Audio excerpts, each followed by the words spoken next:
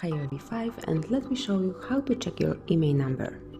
So let's start with the first method, the quicker one. So let's open your phone dialer and then enter a secret code, which is *##06#, and that's it. This is your IMEI number. Tap on OK to go back. And now let's go to the second method. So at the very beginning, open the settings.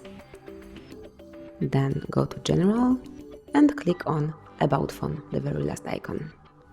And here select Status. Now scroll down and tap on IMEI Information. And that's it. Here you are able to see your IMEI number. And that's it. Thanks for watching. Please subscribe our channel and leave the thumbs up.